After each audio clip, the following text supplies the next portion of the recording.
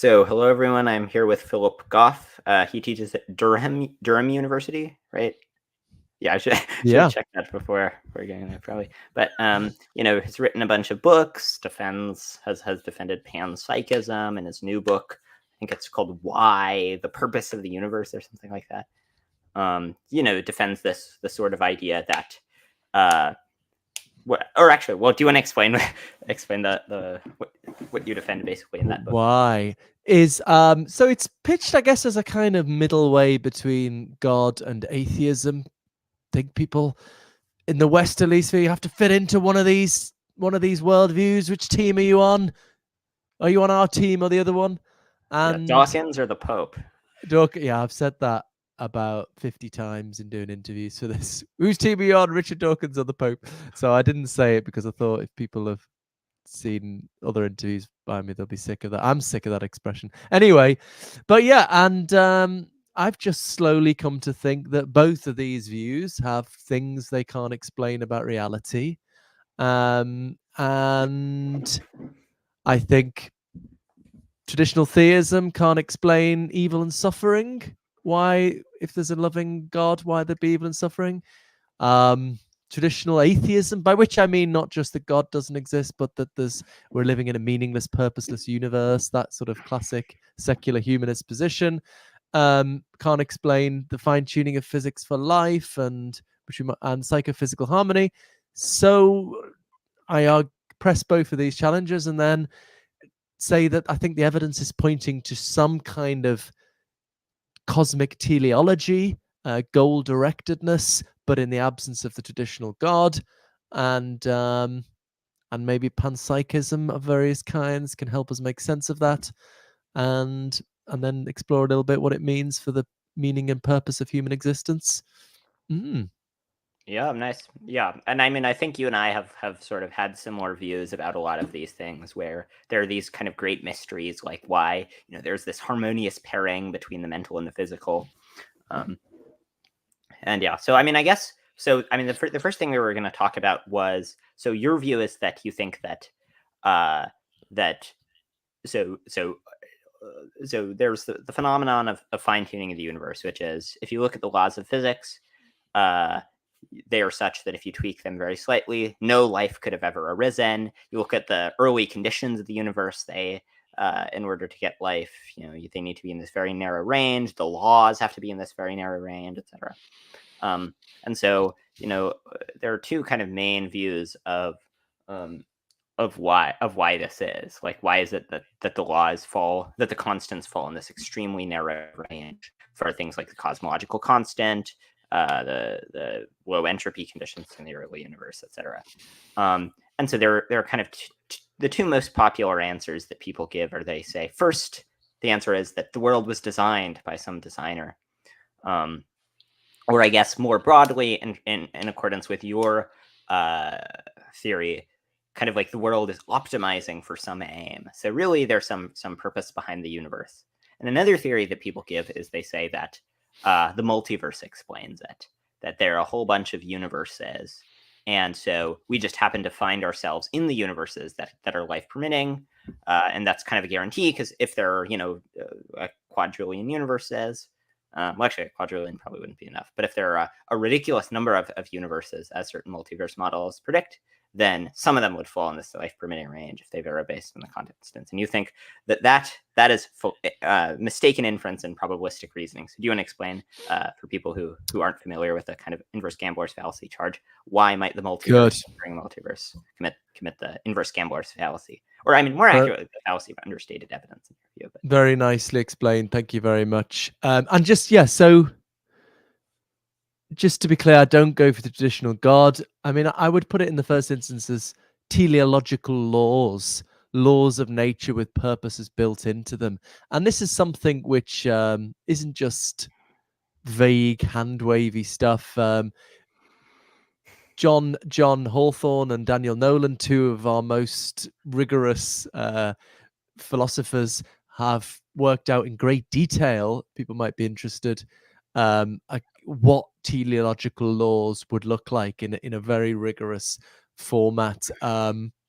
a paper. I can't remember what it's called now. Something like "What would teleological laws be?" or something. So yeah, so some kind of goal directed. I think on the face of it, that's what fine tuning is evidence for. In our normal Bayesian ways of thinking about evidence, I would say it's evidence that there was some kind of directedness towards life in the very early period of the universe. And I think we're sort of ignoring that for kind of cultural reasons. It's not how science is supposed to be, and but we should just look dispassionately at the evidence. And so it doesn't have to be God, which gets into other difficulties. We can make rigorous sense of these teleological laws. But yeah, I got some coming. So why not the multiverse? As you say, why not the multiverse? The other explanation. I got some slides on this. Is that okay if I? Yeah. I think you can Oh, I share know. this. Yeah, I should have done this in advance. Giving you some editing work to do. Yeah, here we go. Yeah, well, actually,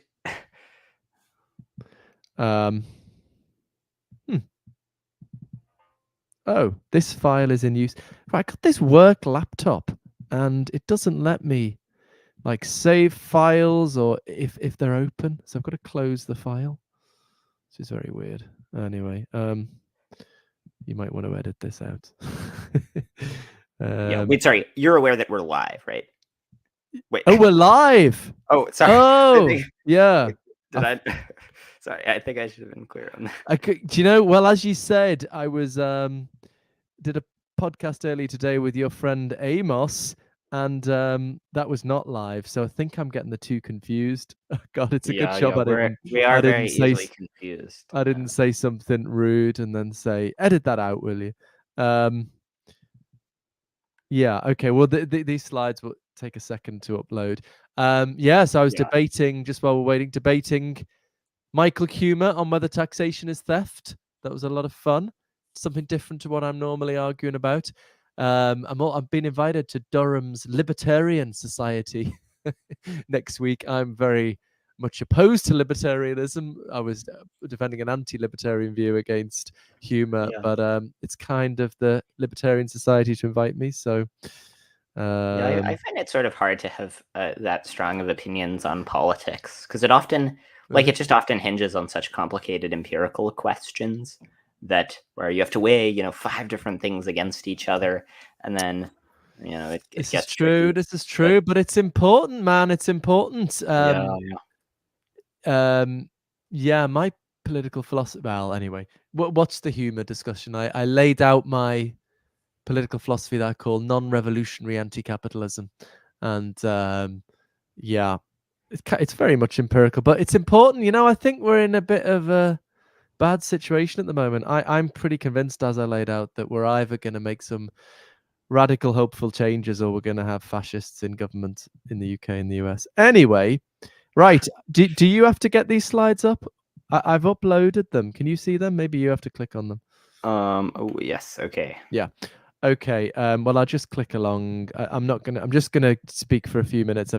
This was a talk I gave at a conference I was the only philosopher last week in to persuade scientists about this stuff, and they were very, very, very skeptical until I got to the slide with some maths on, and then they were almost universally persuaded, actually, in conversations afterwards, at least. Yeah. So anyway, right. So this is, so as you say, the expert, why can't we just? There's loads of universes. If there's enough universes, one of them's going to fluke the right numbers for life. So are people commenting and stuff? No, just yeah. Okay. Right. So, here's the way I've been putting it recently.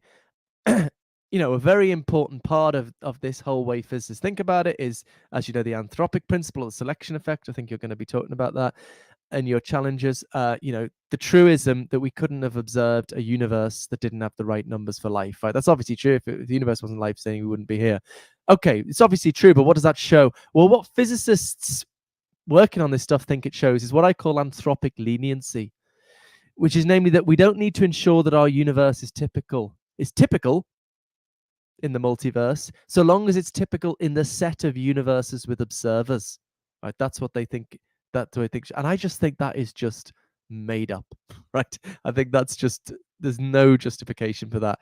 And the reason it can't be right is, I've got something on Boltzmann brains we can maybe talk about, but skip over that. Is because it conflicts with this very important principle in probabilistic reasoning, the requirement of total evidence, which is that you should always use the most specific evidence you have, right? So, example I like to give from is it from Paul Draper? I think from Paul Draper is so Jack is accused of murder, right? The prosecution say to the jury, right, he always carries a knife around with him, and they know full well that he always carries a butter knife around with him, right? Now but they don't say that, they just say a knife. Now that's very misleading, but they haven't told a lie. They've just not given the most specific evidence they have. And this is a very important principle in probabilistic reasoning. And the multiverse theorists just infringe that, because they take the evidence of fine-tuning to be some universe is fine-tuned, and that's what like a multiverse hypothesis makes likely. But that's just not the most specific evidence we have. The most specific evidence we have is that this universe is fine-tuned.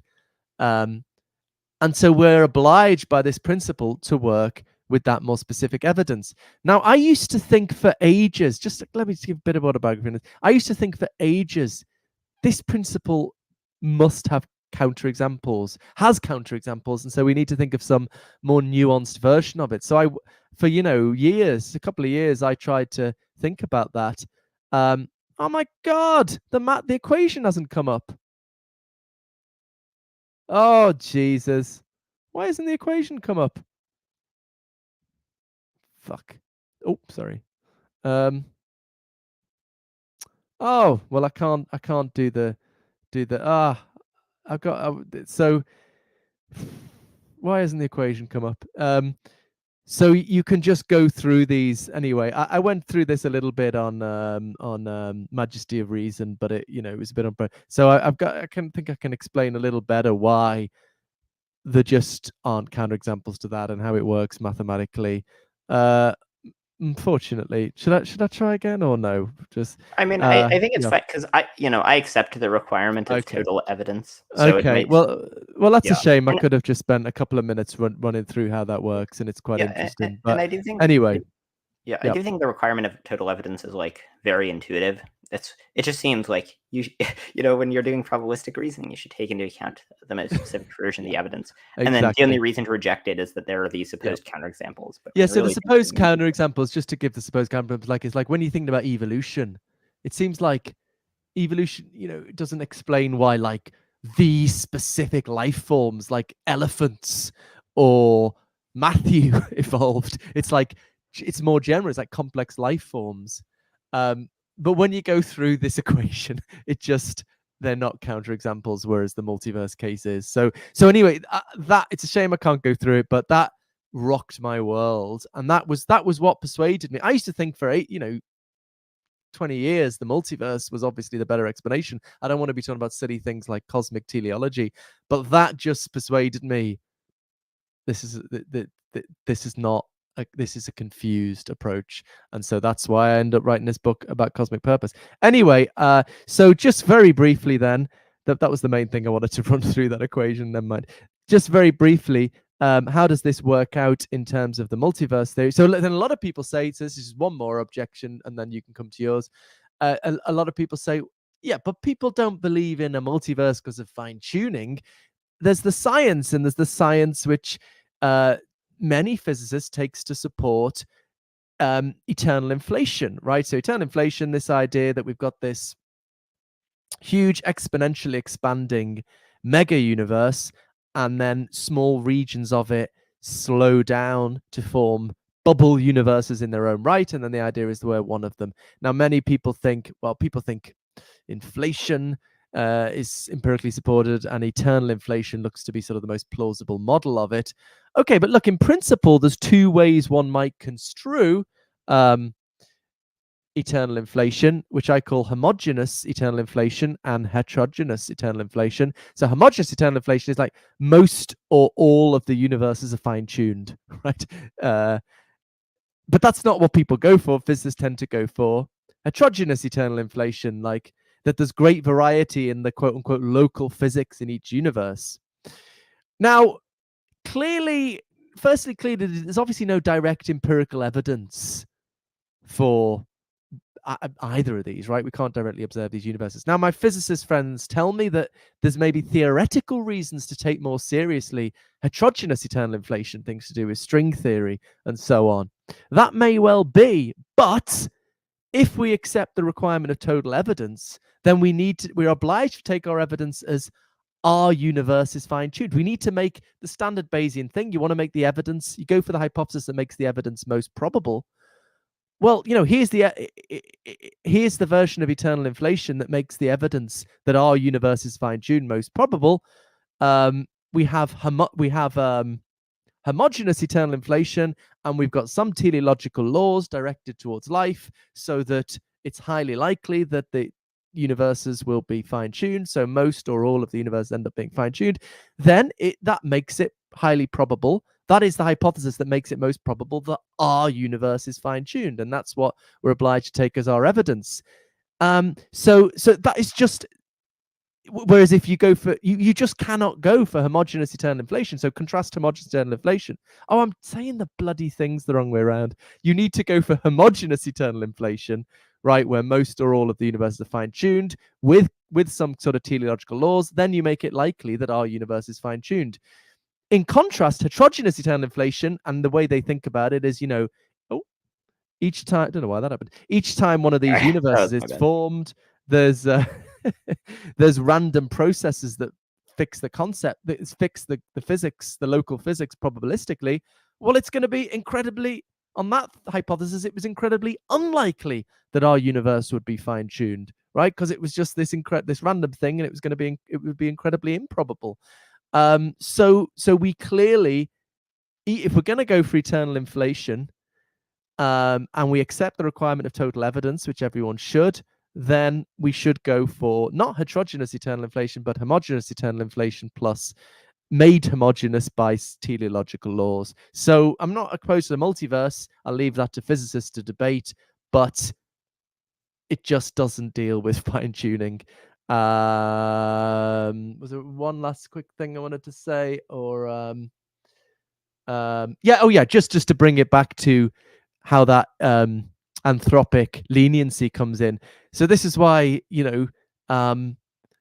physicists say, well, no, because of anthropic leniency, we don't need to make our universe typical in the multiverse. We just need to make it typical in the set of universes that is made up. That approach infringes the requirement of total evidence, and there's no theoretical justification for it. So that's what I want to press. But anyway, tell me your objections. Yeah, so I mean, there are a few objections, and one thing is, I think there are cases where you can show that where you get sort of suspicious results that indicate that something's going awry. But so first, let me diagnose what I think is going awry. So I accept the requirement of total evidence. In fact, I think like giving up the requirement of total evidence is crazy. Where it's just like, it seems so obvious. Where it's like, if you think you found a counterexample, you should think harder about it, because yeah. So okay. Anyways, so where does this go wrong? The problem is, so the universes in which you find yourself. So there's an anthropic selection effect. So the universes in which you find yourself are necessarily finely tuned universes. And so then if you assign equal credence to any of the possible people you might be across universes, and then I think if you're precise with the math, then you end up canceling it. Then you end up getting then even while taking into account the requirement of total evidence, you end up having thinking a multiverse is perfectly permissible. So I'll give you an example. So suppose we're considering two hypotheses.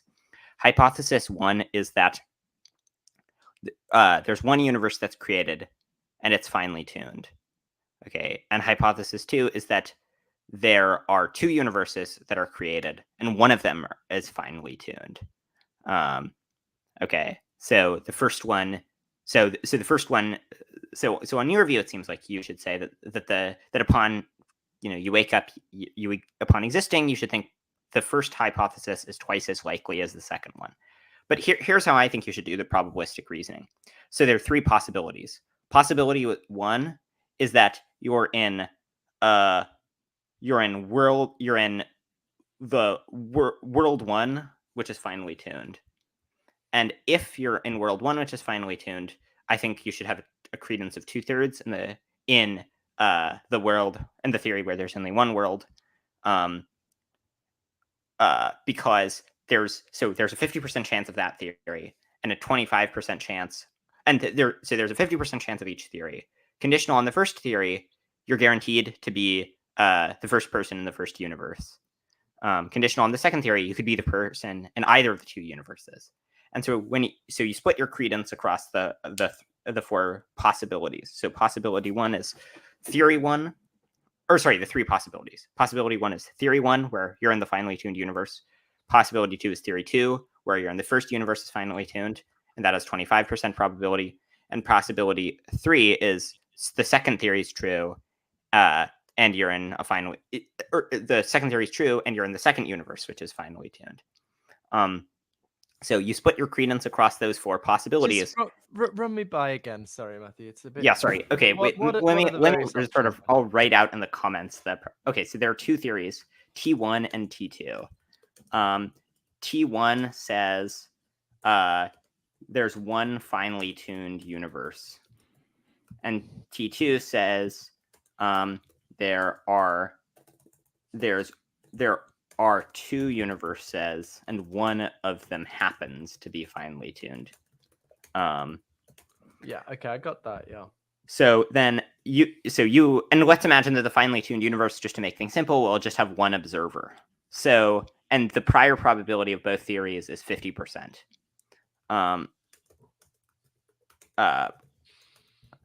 So now, after you wake up, you exist, there are 3 possibilities. Possibility 1 is T1's true, and the probability of that is 0.5.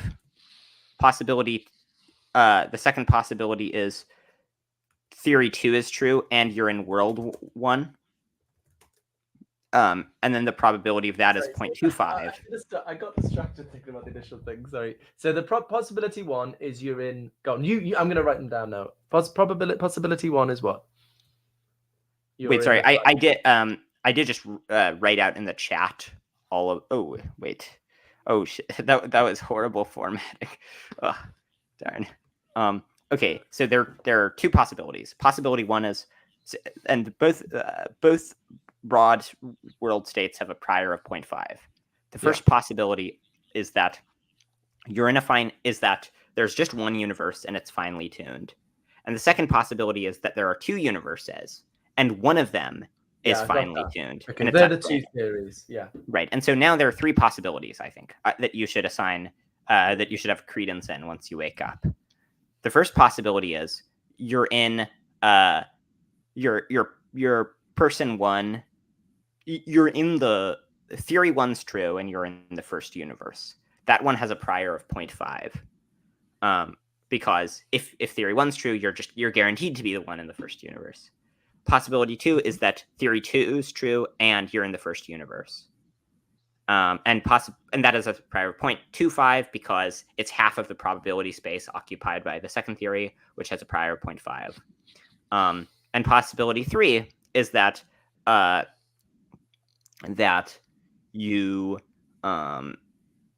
theory 2 is true and you're in universe 2, and that theory has a prior of 0.25 for the same reason. Hold on, that theory can't be right? Because you can't be in the non-fine-tuned universe. No. There are 2 universes. One of them is finely tuned, one of them is not. But you don't know whether it's universe 1 or universe 2. That's the finely tuned one on the second theory. So in the second theory, there are 2 universes, one on the left and one on the right, let's say. So you assign equal credence to those 4 possibilities. And so upon finding out that you exist, your credence remains the same across all theories. I see. I'm with you now. Okay. And the basic kind of conceptual point behind this is it's true that consideration of total evidence means you have to take into account the most specific version of the evidence. But you don't actually know what universe you're in. And so if you're in one of the universes that can only exist on the multiverse, then consideration of total evidence means that your evidence is wholly incompatible with with the single finely tuned universe. And so this just means that whichever theory turns out right, in a metaphysical sense, the other theory won't explain it, right? Because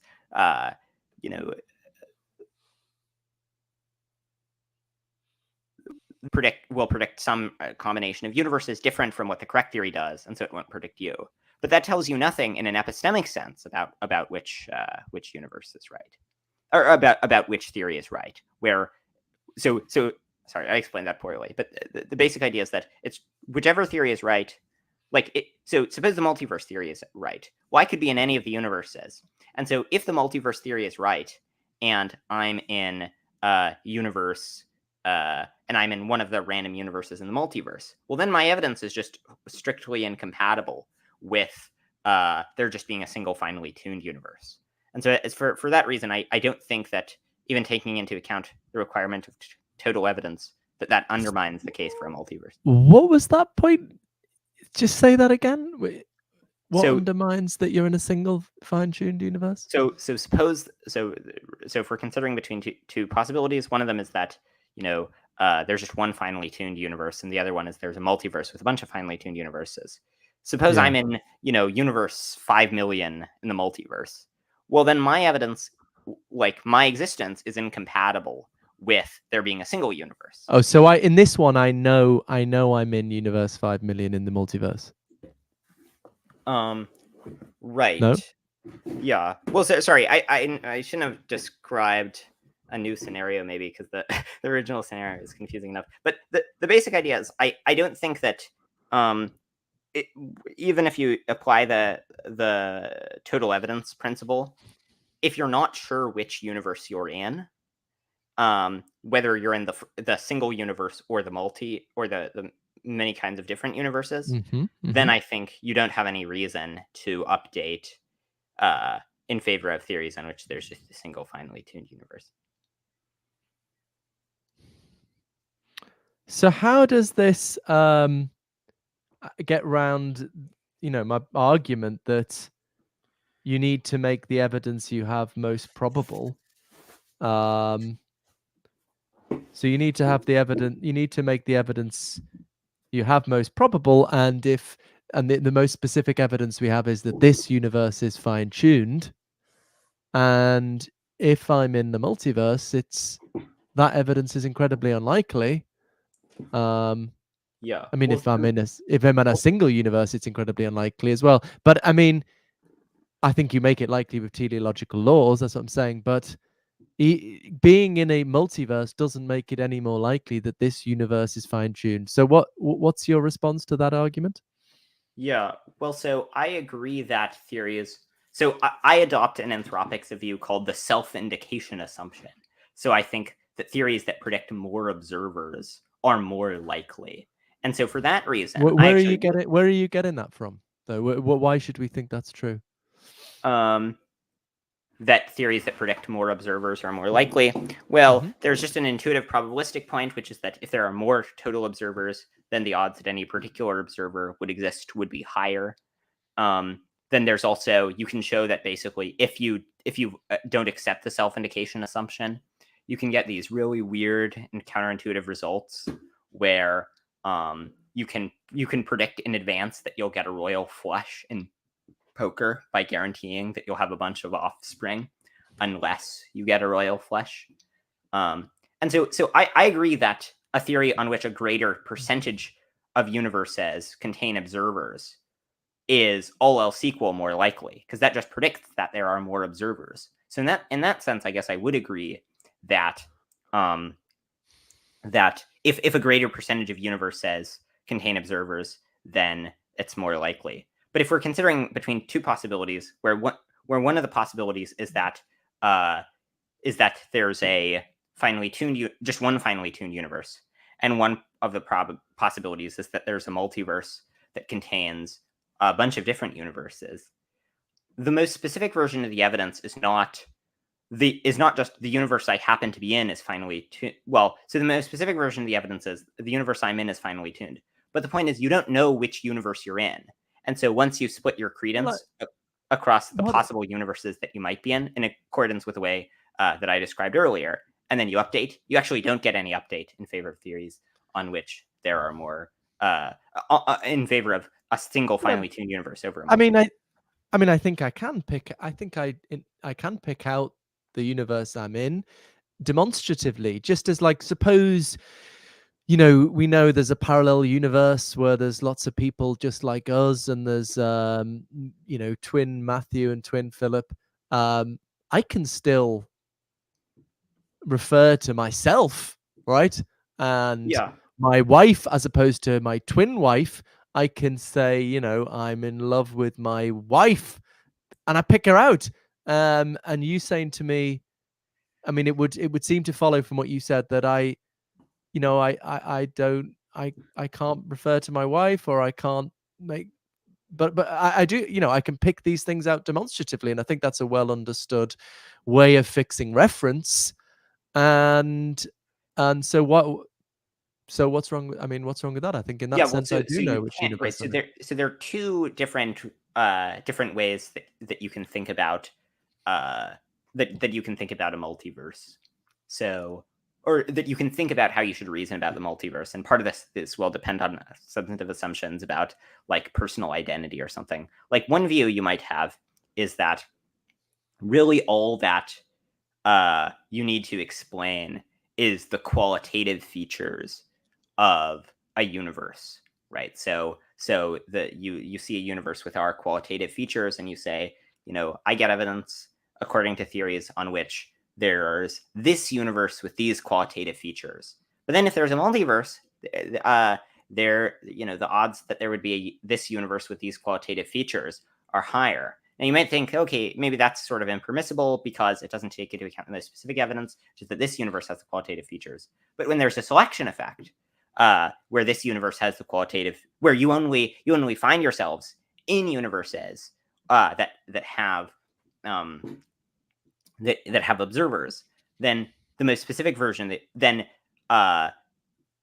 the way you should probabilistically reason is as you reason as if you're randomly a random one of the observers that might exist across the universes that contain observers. I couldn't have found myself in a universe without observers. But this is exactly what I'm saying has no theoretical justification, and I know it's popular, and it's what a lot of physicists talk about, and it's what Nick Bostrom talks about it. But I just honestly think it's got no theoretical justification, and I just think it does conflict with the requirement of total evidence. I don't see how it couldn't, because what you end up saying then is, well, we don't need to make, it's anthropic leniency, right? Is it not? We don't need to make our universe typical. We just need to make it typical in the set of observers. We don't need to make, and so we don't need to make it probable that we don't need a multiverse theory that makes it probable that our universe is fine-tuned. It just needs to be, that fine-tuning is common in the set of universes with observers. That is just, for the reasons I said, inconsistent with the requirement of total evidence, because it doesn't insist. It somehow thinks, well, you don't need to do that because of this stuff about observers. And I just think that it's inconsistent with the requirement of total evidence. That's the problem. But I don't see a reason why. I don't think it does deviate from the requirement of total evidence if you're precise about the claims. So if you can only find yourself in a universe that contains observers like you. Can only find yourself. What does that mean? I can only find myself in a. Well, you can only be in a universe that has observers. So look, well, I don't think. Let's just say precisely that the thing we can all agree is true. If we exist, then we're going to observe a finely tuned universe. Okay, that is true, right? That is true. That's a tautology. We can agree on that. What follows from that? So what follows from that is so given that you can only exist in a finely tuned universe, when you're doing the probabilistic reasoning, so you're going to have certain so you're going to have certain knowledge of facts that are describable in third-person terms, and then you're also going to have certain knowledge of facts that are describable in first-person terms. So there's a you observe, okay, I'm in this universe, I see these people, and then you're going to have credences that you assign about various theories describable in third-person terms about the likelihood of those theories, about the likelihood that those theories would result in various. Given that you find yourself in a universe like that, there are various theories that are describable in third-person terms about which of those make you finding yourself here more likely, right? So in going back to the case I was describing before, where there are three there are the different possibilities, theory 1 and theory 2.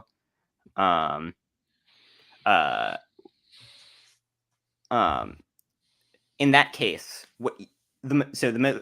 sorry, it's a very tricky concept to explain.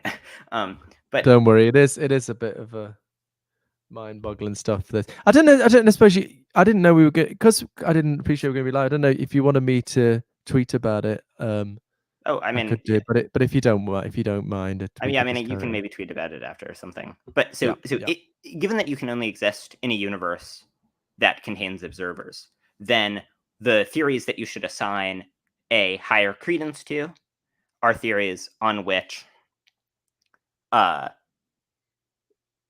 you should sort of split your credence across the possible observers you might be. Right. So where does that come from? Why does that follow? That's the point. I don't see why that follows. So I think it follows from something like the hypothesis of indifference, maybe, where it's like, if you're indifferent, if there are two theories that both predict that you exist as that an observer exists, and you have no other, and they have an equal prior, and neither of them predict that there are more universes, that there are more total observers than the other, or anything like that, then just by being across the hypothesis of indifference, you should split your credence across those. So if there are two theories, both of which have a prior of 50%, and both of them predict that an observer would exist,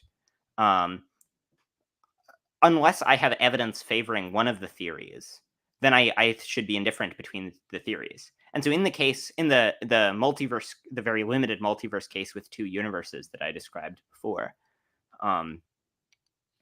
if one theory predicts, if both of the theories predict that there exists one observer, then I submit that finding myself as an observer, I don't get any new evidence that favors either hypothesis. Both of them predict that I'll be an observer and that there will exist these things consistent with my evidence.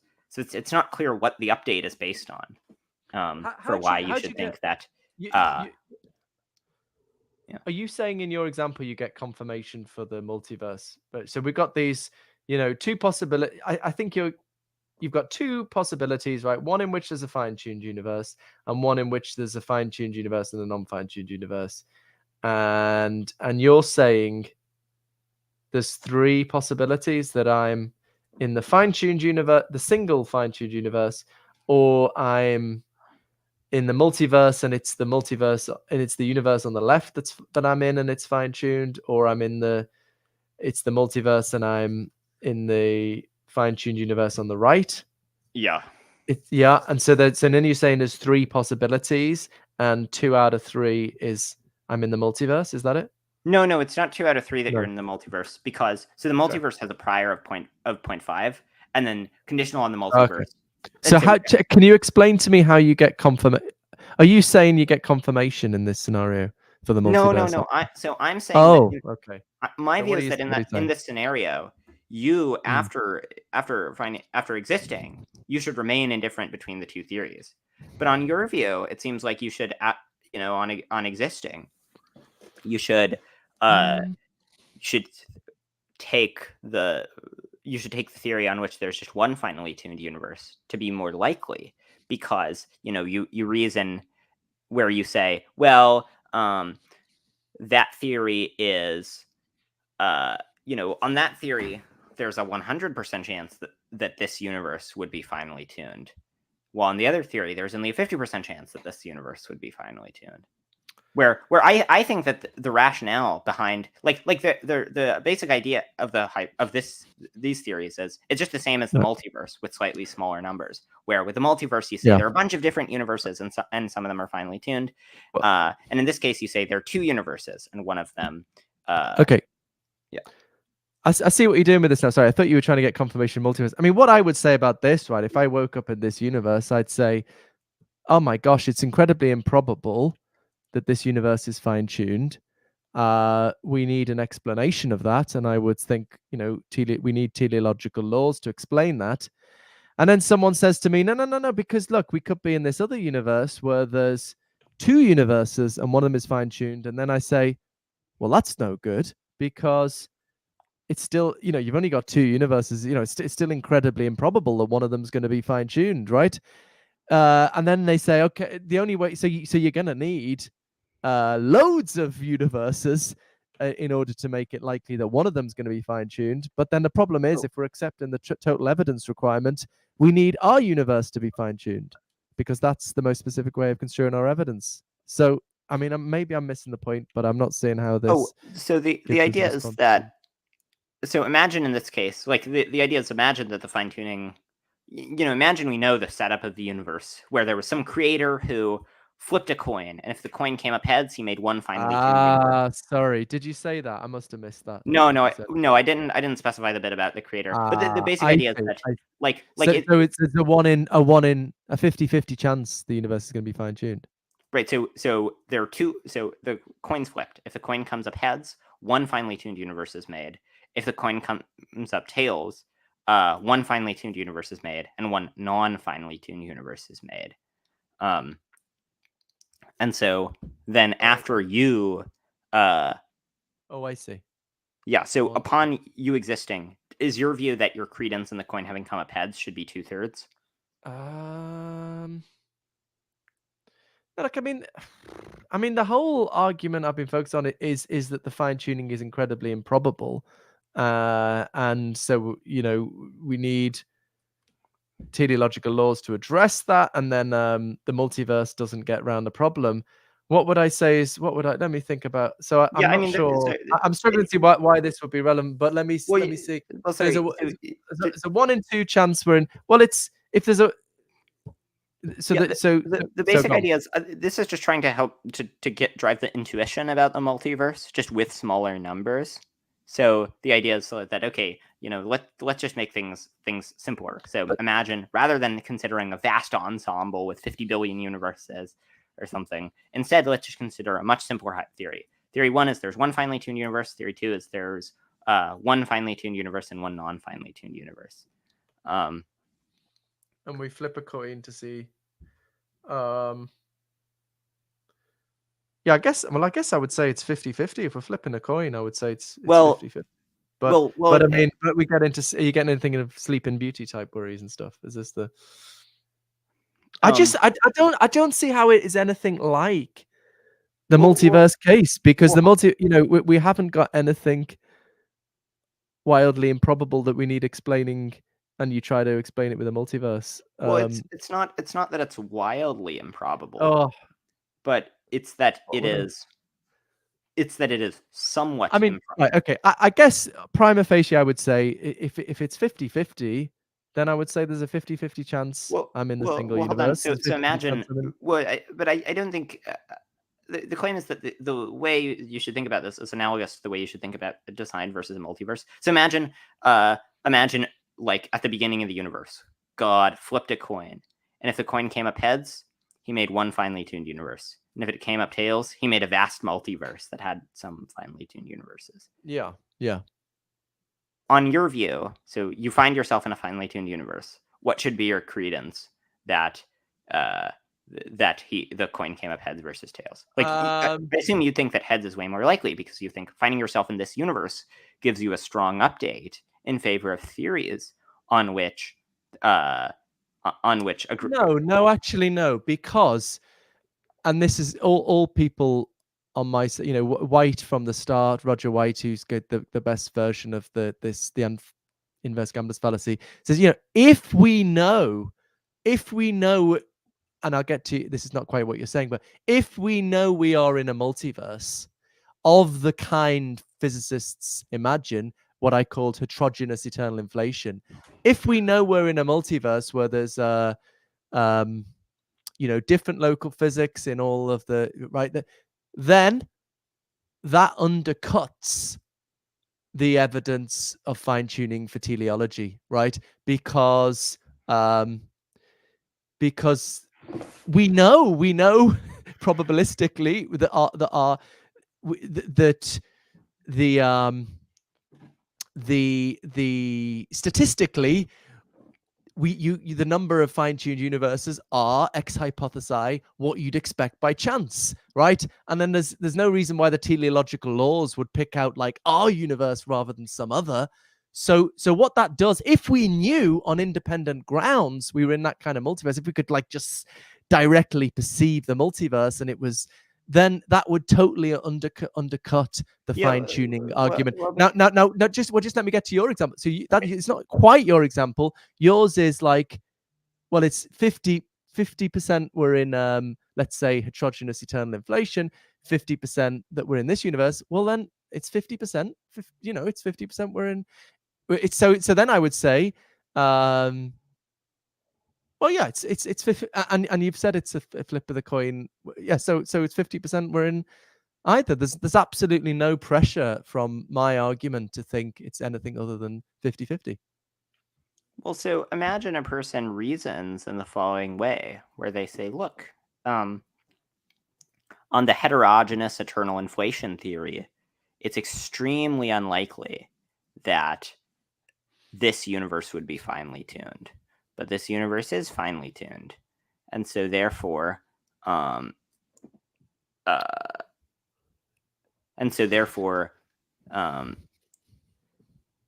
get you. So look, oh, sorry. Did you want to finish? Sorry. Yeah. Well, so if a person says that, then they say, just as, so if a coin's flipped and if it comes up tails, I get killed, after a way, your credence in a coin in the past having come up some way will not always be 50% because you can get evidence that's relevant. So the fact that this universe is finely tuned gives you evidence that against heterogeneous eternal inflation. Why is that person wrong? No. Yes, because the crucial point is there's nothing wrong with improbability in itself. Doesn't do anything. It's what does evidential work is improbability when there's a non-ad hoc hypothesis that would remove the improbability. So to make that clear with an example, if you've got stones washed up on a beach, it's really improbable that they'd be in just that arrangement. But that's fine because there's no non-ad hoc hypothesis that would deal with that. But if the stones are arranged to say, hi, have a nice day, well, now not only is it improbable, the arrangement, but there's a non-ad hoc hypothesis that would remove the improbability, namely that they were arranged in that way. Yeah, well, right. Let me just link to your example. If it's 50-50, if there's a strong possibility, in the first instance, if I know, then it's still incredibly unlikely that our universe is fine-tuned. If I know I'm in a heterogeneous eternal inflation universe, it's still incredibly unlikely that our universe is fine-tuned.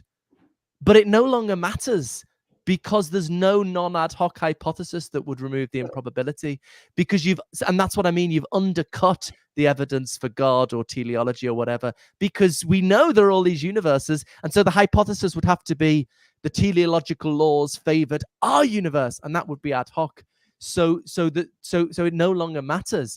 And then I think you can just extend Philip, that to your. I worry maybe you've misunderstood the example. The idea is the coin's flipped. If it comes up heads, just one universe is created, and that universe is finely tuned. And if it comes up tails, a heterogeneous eternal inflation universe. Yeah. Yes. Yeah.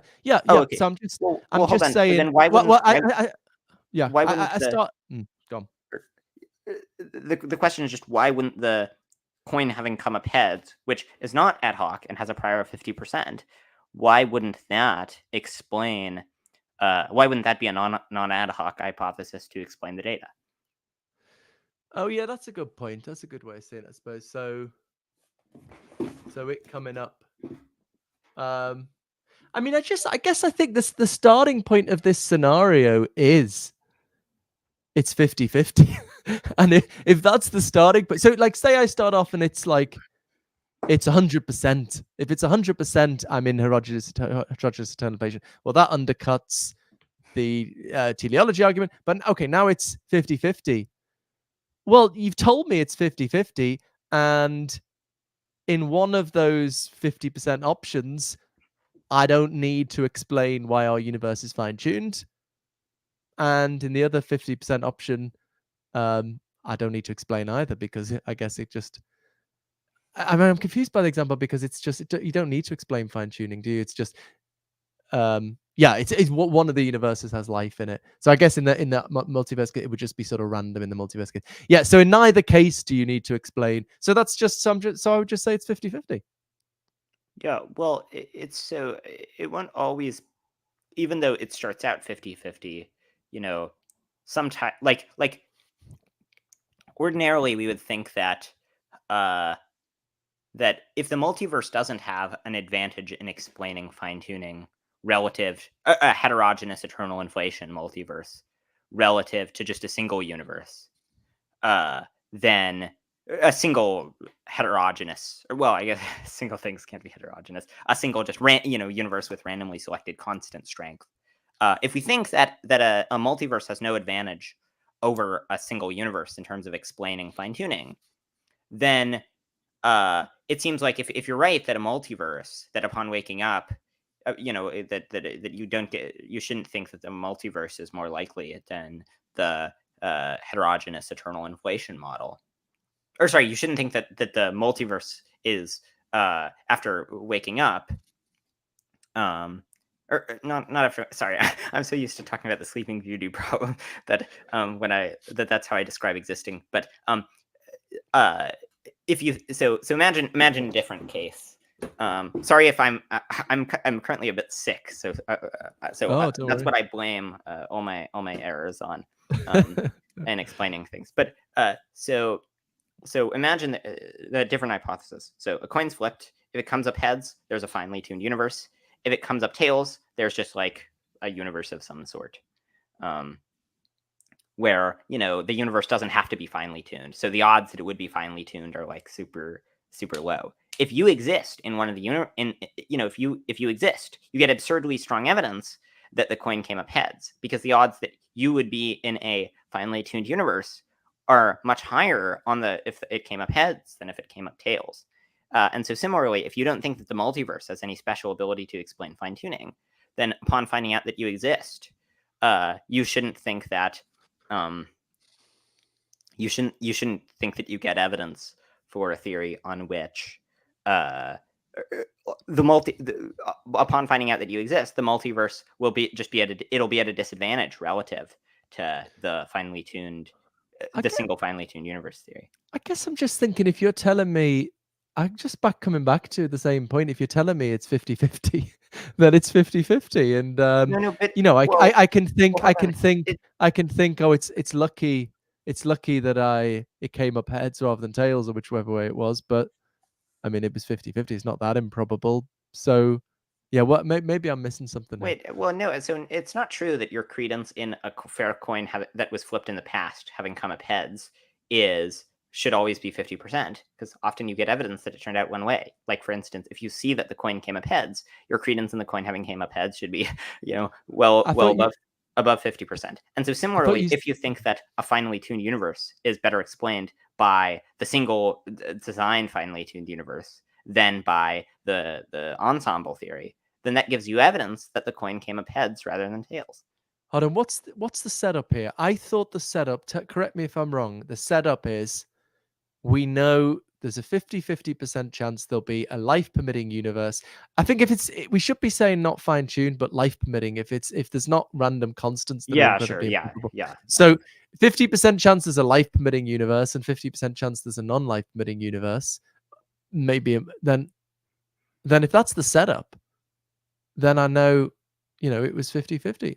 But is that not the setup? What is So the setup? wait, maybe just to be clear, the coin has already been flipped. The coin's been flipped, and you're in a life permitting universe. Yeah, but what's the setup? What do you mean the coin's been flipped? I don't So know. I don't know what that means. okay, so I thought the imagine. setup was it's built into the hypothesis that there was a random event that could have gone 50% So the idea is that chance of going either way. so uh, prior to our universe 13 billion years ago, let's say, God flipped a coin. And if the coin came up heads, he made just one finely tuned universe. And if the coin came up Life permitting universe? Life? sorry, life permitting universe. And if the coin came up tails, he created a large ensemble of universes that contains so let's say one life permitting universe. Okay. Okay. So upon finding yourself in a universe like ours, should you think that, or should you be 50-50, or should you think that the coin came up heads? You Or should sorry, be I guess heads. you should be 50-50 in that You should be scenario. 50-50. Mhm. But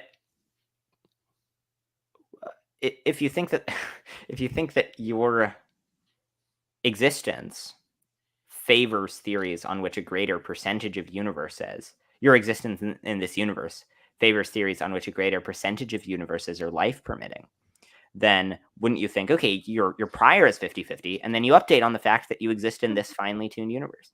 But it's a different scenario because, there was no fine tuning in your scenario, right? I mean, in the real world, that we know that, or our current theories make it look like, for life to be possible, you had to have certain numbers fall in a certain range, and that was incredibly improbable.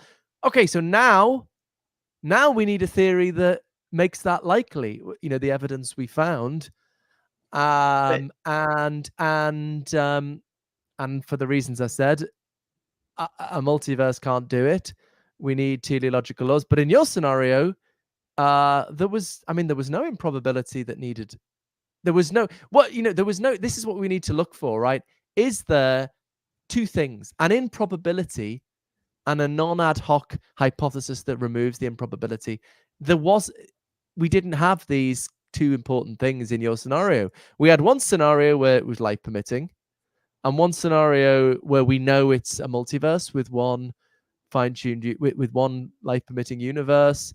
but If we knew we were in one of those, there would be nothing that needed explaining.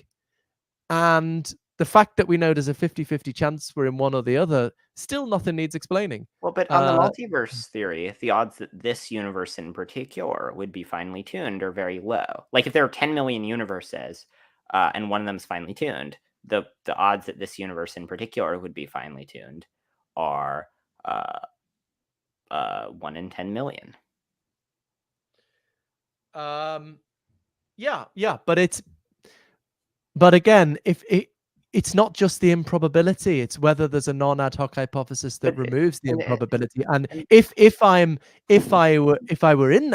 knew I was in that universe, then yes, it would be improbable. So we don't stop focusing on, we don't drop the total evidence requirement. It's still of interest that it's wildly improbable that our universe is fine-tuned for life, even if we know we're in this heterogeneous multiverse. But but there's no longer a non-ad hoc hypothesis to remove them. There is a non-ad hoc hypothesis, which is that the coin came up heads. It's very non-ad hoc. It has a prior of 50%.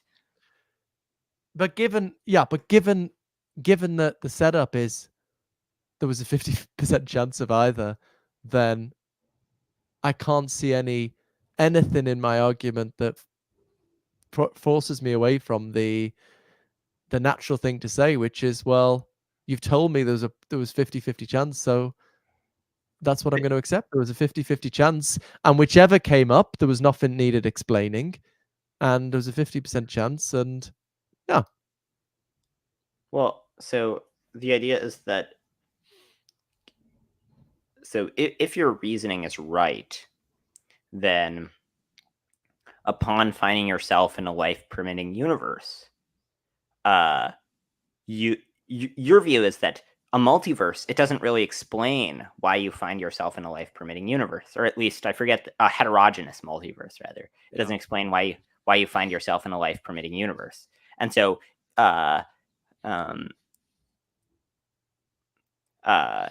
if that's right, then you find yourself in a life-permitting universe. You have one theory that starts out with a prior of 0.5, another theory that starts out with a prior of 0.5, and one of them explains you finding yourself in a life-permitting universe. And so that theory, or in this life-permitting universe, I guess, to take the most specific evidence.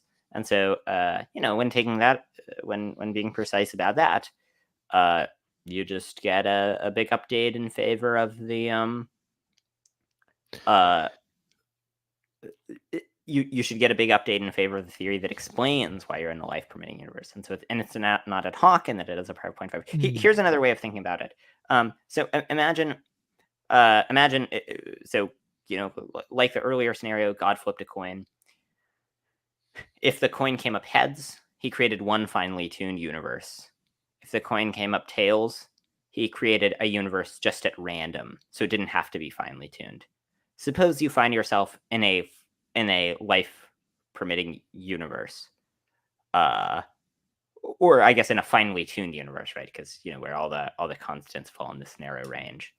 Do you think you get evidence for the theory that the coin came up heads? Can I just come back to some slides that might help, and then come back to your example? Would that be all right? Could I just? Yeah, sure.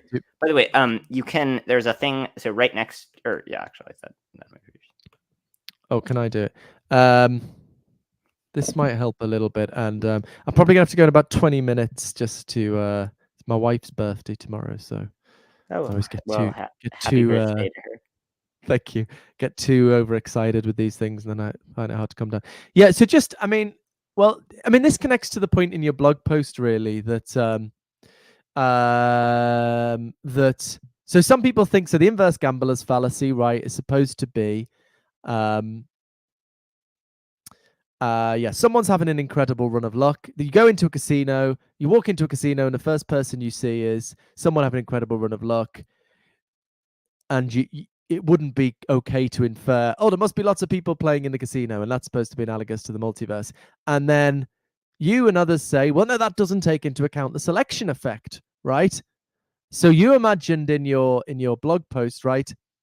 You're in a situation where you don't just randomly walk in. Whenever somebody has a good run of luck, you're going to be sort of teleported into the room, right? And that's supposed to model a selection effect in the fine-tuning case. Now, this is really important. Now, that would give you evidence that there's lots of people playing well in the casino, right? But this was, White's crucial point on this is that we need to distinguish two kinds of selection effects, okay? A selection effect and a converse selection effect. So the selection effect is, if we exist, then a universe is fine-tuned, right? The converse selection effect is, if a universe is fine-tuned, we're going to exist in it. And White says quite plausibly, I think, that the real-life fine-tuning case has a selection effect, but not a converse selection effect. Whereas the selection effect, if we exist, then there had to be a fine-tuned universe. We're going to observe a fine-tuned universe. But it's not the converse. And to make that clear, he imagines a sort of sci-fi scenario where we were once floating around the multiverse looking for a fine-tuned universe, and then we're going to slip into it. Okay, then there'd be a converse selection effect. If there's a fine-tuned universe, we're going to be in it. But in the real world, there's no mechanistic connection between a universe being fine-tuned and our existence. It could have been, there's a fine-tuned universe, but it's the next universe down, right? So then, right, so there's in the real world case of fine-tuning, there's a selection effect, but not a converse selection effect, right? So I think your example has a selection effect and a converse selection effect, right? If someone has a great run of luck, we're going to observe them. That's a converse selection effect. Nearly finished. That's a converse selection effect, right? It's like saying, if a universe is fine-tuned, we're going to exist in it. It's like we were once floating around the multiverse, and then there's a fine-tuned universe, we're sucked into it. So that's a bad analogy for the real world. what we want is just a mere selection effect without a converse selection effect. We want it to be the case merely that if we observe so in the casino case, if we observe anyone, then it's someone having a run of luck. So how could we do that? Well, you just have a sniper at the door, right? So you randomly walk into a room and the sniper is going to blow your brains out unless you observe someone having a run of luck, right? That is the correct analogy for real world fine tuning. And clearly it's still a fallacy to infer lots of universes. So that's, anyway, I wanted to run by that response to your blog post. Do you have any thoughts on that? Does that make sense? Yeah, well, so I think so okay, is there both a selection effect and a converse selection effect? Well, I mean, I think that so you can the only reason why if a universe is fine-tuned, we're not necessarily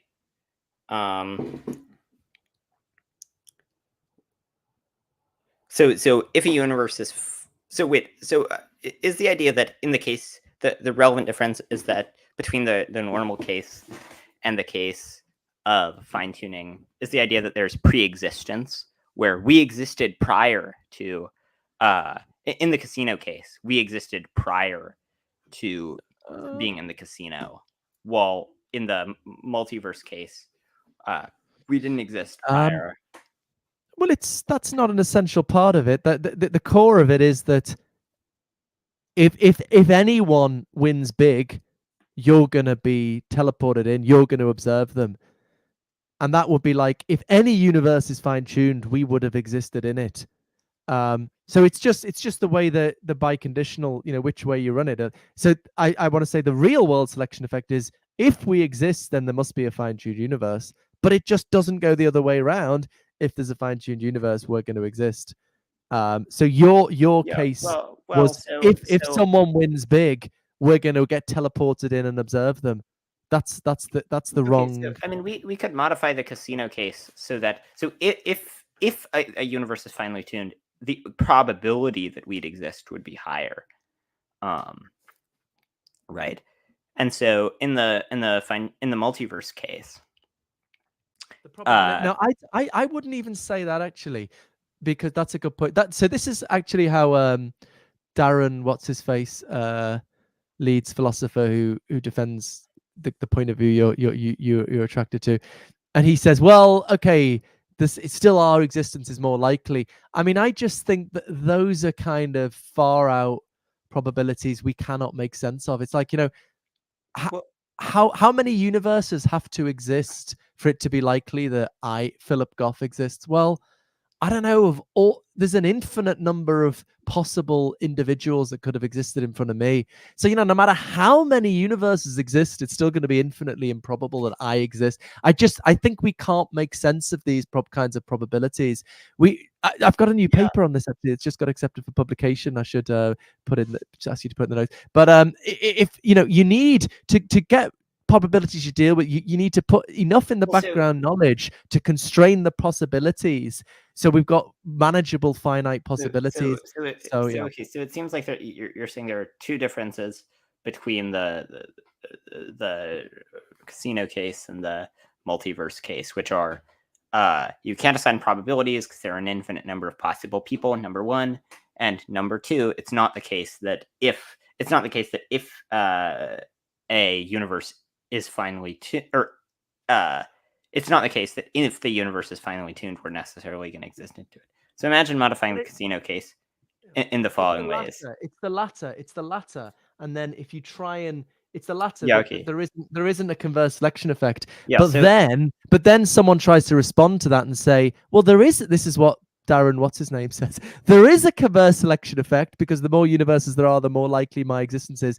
And then I say, no, you can't make sense of those probabilities. So there still isn't a converse selection effect. Yeah, so the core of what I'm saying is, in the real world fine-tuning case, there is selection effect, but not converse selection effect. Yeah, so imagine modifying the casino case so that, so there are two ways we can modify it. Let's try this one first. Imagine that rather than moving existing people into the room, we'll just create someone in the room where just whenever a person gets a royal flush in a room, we just create someone in that room. In that case, upon being created in the room, do you get evidence that the casino is bigger? So what's the scenario? I need to bring him. I've got an IVF example from a paper that So the idea is every time someone gets a royal flush in the room, God just creates someone in that room. You get created in a room. Do you get evidence that the casino you're in is bigger?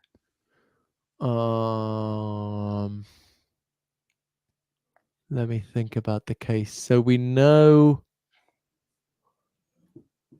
that's the setup, right? That yeah. That whenever someone gets, so then we say, this is, yeah. I did think for a long time about this case. This was a couple of years ago. Someone put this to me on a podcast. I'll have to think of what It may have been me, because I think I did give you a case. No, it was can't think of the name now. I mean, it's a good thought that I might have to think about what I think about. But let me just raise the IVF case, which is kind of similar, and then we can both think about them maybe if we run out of time. Yeah, so Jane in my example was born through IVF, and she discovers one day, right, that the doctor who performed the IVF had a nervous breakdown, and for some reason they decided to roll 6 dice and only fertilize the egg if all 6 dice came up. And but they got therapy soon after, so we know the doctor only did it once. Right now, should Jane think lots of doctors have been doing this? What do you think? What do you think about that? So there's a sort of selection of it.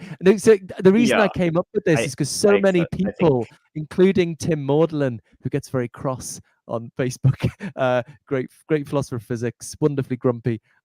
He was saying about this pre-existence, and I'm not clear why pre-existence makes a theoretical difference. But anyway, so I came up with this IVF case where you don't pre-exist it. What would you say in that case? You would say yes? Yeah, I would say yeah. Yes. Really? Yeah, though, I mean, remember, so I accept the self-indication assumption, where I think, given that you exist, you have some sequence of mental states, you should think that there exist more people with mental states. And actually, that's the controversial philosophical view that I'm most confident of. Okay. That sounds very wrong to me. So you influenced by Nick Bostrom on this?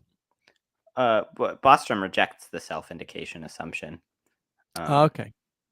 He in his book, he sort of explains, so he talks about all these paradoxes like the doomsday argument and so on. And then he's like, now you might think you can get out of all these by adopting the self-indication assumption. And then he gives this case called the presumptuous philosopher case, where upon finding out that you exist, you have a reason to think the universe is really big. And he says, but clearly this is crazy. And my view is, I don't think it's so crazy. And I think there's a huge amount that can be said for the presumptuous philosopher, where you can show, but anyway, sorry. Yeah, that's a bit of a digression. Well, I mean, you're making me think. I do need to think more about these principles, and in relation to Sleeping Beauty and all the rest of it.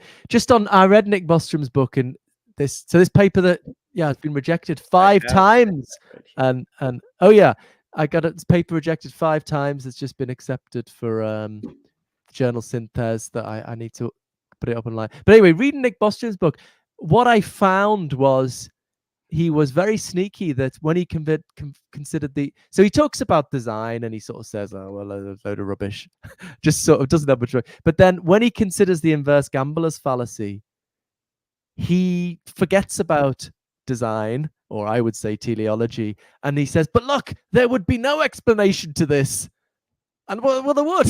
There would, like, teleology. So I found it really problematic. And I'd have to look. It's a long time to look at it, but I thought I was very unimpressed, because I thought a lot of it hung on that, rejecting the inverse gambler's fallacy by just forgetting about the design option or the teleology option. But anyway, you say you disagree with them. So I disagree with his main point of the book, but I don't know. I actually found it a bit hard to follow what he was saying on the inverse gambler's fallacy stuff. Let me think about your example though.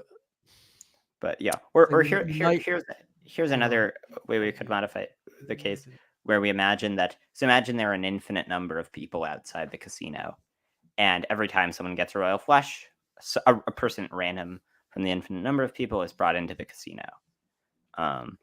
In that case, that case seems relevantly like the other case, where it's sort of like just like there are an infinite number of possible people, there are an infinite number of people outside the casino. But in that case, it seems like after going to the casino, you do get evidence that the casino is really big. You get evidence for it being Hilbert's casino. Sorry, I'm still stuck on the last one. We can keep talking about the last one. So do you have evidence? On the face of it, it would seem that you do. So how would I make sense of that?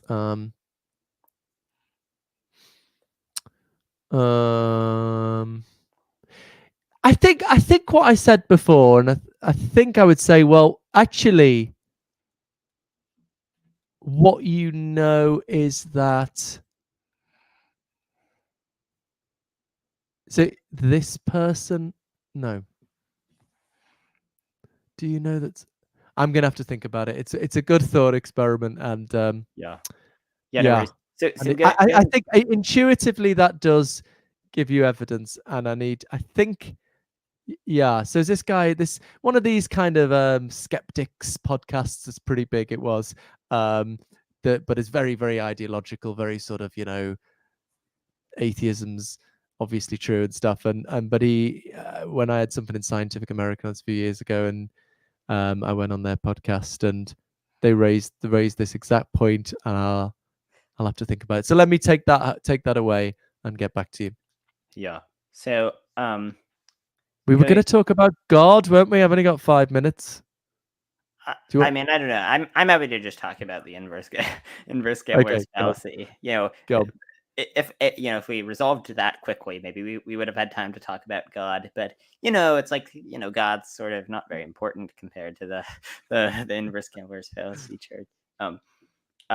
So go back to the case. So you think that the single universe theory doesn't explain, that the multiverse doesn't explain fine-tuning any more than the single universe theory does, at least assuming that they're both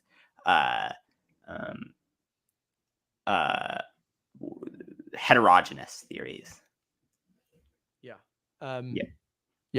So then imagine a case, going back to the earlier question, imagine a case where, 15 billion years ago, God flipped a coin when there was nothing that existed. If the coin came up tails, he created a single universe at random that didn't have to be life permitting. So all the constants could have fallen in any of the ranges.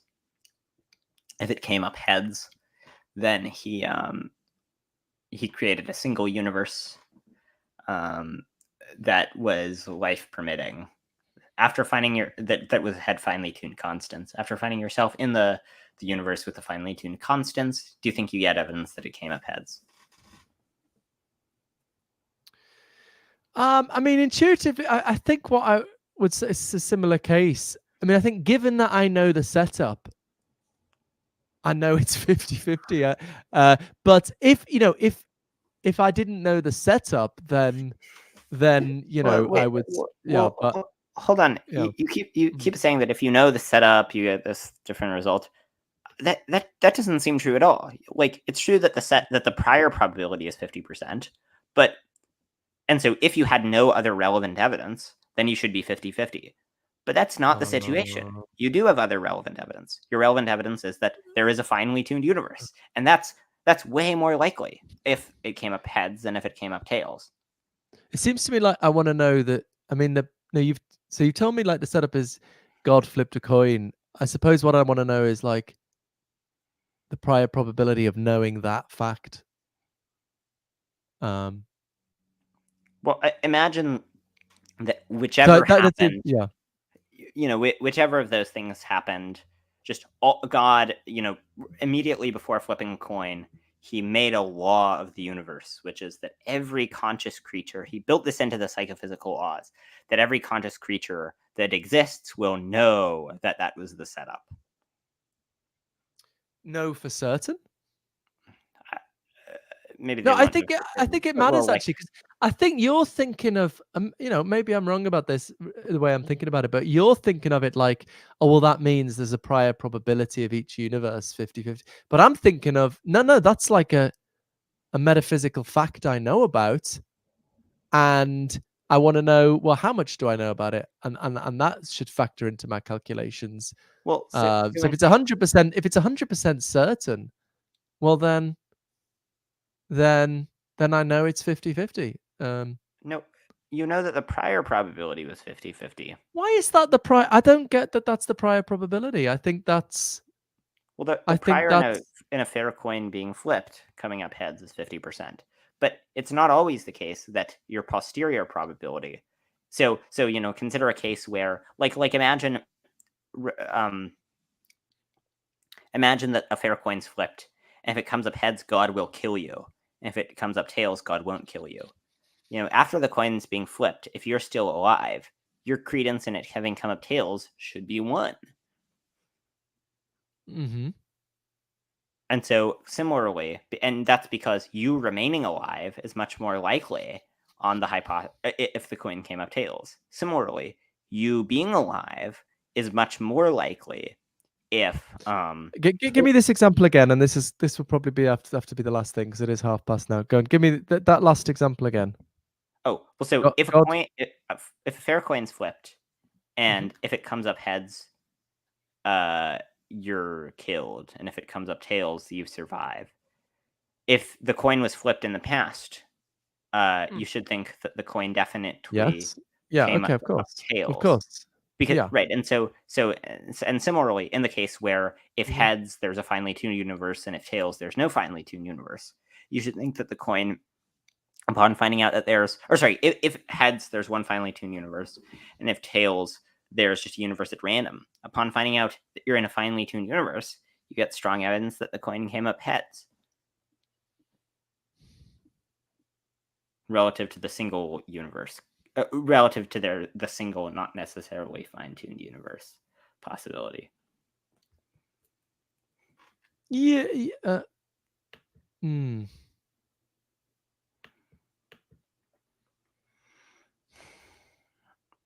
All right, let me take it away and think about. I've enjoyed. So I've got 2 solid thought experiments to think about, and the most of them have been variations on that, haven't they? But then we've got the being created in the casino. So I'll take them away and think about them. Try not to think about them on my wife's birthday. She might get annoyed at me, but she's sick to death of fine tuning. But yeah. Brilliant. Yeah, thanks so much for coming on, Philip. And yeah, I'd be happy to have another conversation at some point about these things. Sorry if I realize at various points my explanations of the probabilistic update was very unclear, but I don't know. It is sort of tricky to describe the math, or as you Brits like to say, the maths. Because it's plural. Yeah. You don't say physic anyway. Yeah. So I'll no. It's, well, you didn't say science. It's a good thing. You say I was. science. Shut up. We're right. Yeah. No. I was wandering around a kid's farm. I don't know if you saw it, with Disagreeable Me on Twitter, talking about these for 5 hours the other day. And yeah, he's trying to get me to creating these similar, interesting cases to undermine my principle, where there's a non-ad hoc explanation that. So he's saying like he's thinking about the fine tuning of the Earth. That the Earth is in the right bit of the solar system. And normally you don't think that needs explaining, because we know there's the equivalent of the multiverse. We know there's loads of solar systems. But he says, well, here's a non-ad hoc hypothesis that that actually you're in a simulation. Like the other solar systems aren't real, and that would, okay, it's improbable, but it's not that improbable, and it removes the even greater improbability of the Earth being just in the right bit of the solar system for life. So anyway, it's a similar kind of thing because you're trying to get like a non-ad hoc hypothesis that removes. Anyway, I gotta go and calm down. But Yeah, well, that it's been I will definitely continue thinking about this, Matthew. It's very, very good. Yeah, thanks so much. Thanks for coming on, and thanks for watching, everyone.